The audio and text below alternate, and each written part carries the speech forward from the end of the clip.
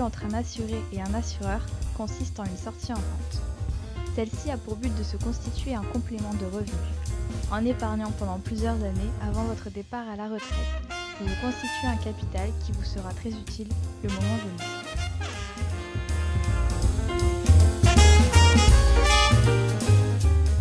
La sortie en rente viagère est une option possible de votre contrat d'assurance vie. L'assuré fait alors une croix sur son capital qui devient la propriété de l'assureur. On parle d'aliénation du capital au profit de l'assureur. Celui-ci s'engage en contrepartie à verser une rente selon une périodicité définie dans le contrat, souvent trimestrielle. Cette rente est versée jusqu'au décès de l'assuré. On parle alors de rente viagère.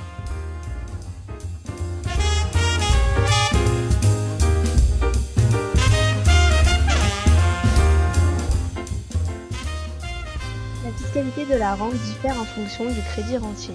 En effet, elle dépend de l'âge où le souscripteur commence à la percevoir. Si c'est avant 50 ans, il devra déclarer 70% aux impôts. Entre 50 et 60 ans, il devra déclarer 50%. De 60 à 70 ans, 40%. Quant à plus de 70 ans, seulement 30% devra être déclaré. La fraction de la rente qu'il déclare sera fiscalisée avec ses revenus en fonction de sa tranche d'imposition.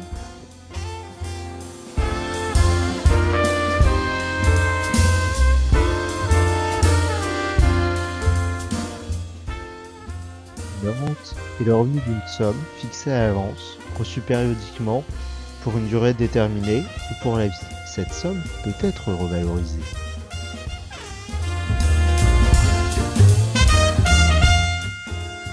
La rente viagère différée est une rente viagère qui est versée à un rentier à une date future qui est le plus souvent l'âge de la retraite. Il y a un délai entre les cotisations et la période de perception des rentes.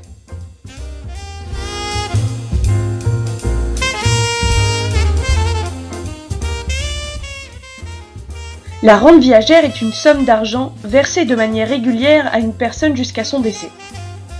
La rente à annuité garantie est différente. Lors de son versement, l'assureur s'oblige à la verser pendant une durée prévue au contrat, même en cas de décès prématuré du souscripteur. De ce fait, il faut prévoir une clause de reversion de la rente. Pour ce type de rente, la somme versée par l'assureur sera moindre que lors d'une rente viagère, car celui-ci devra verser le montant durant 10 ans minimum. Par exemple, Monsieur X souscrit une rente à annuité garantie pour une durée de 10 ans. Monsieur X décède 2 ans après. La rente sera donc versée durant 8 ans aux bénéficiaires désignés. Le remboursement d'un crédit, le financement des études pour les enfants, ainsi que les moyens du conjoint peuvent déterminer le choix de la rente à annuité garantie.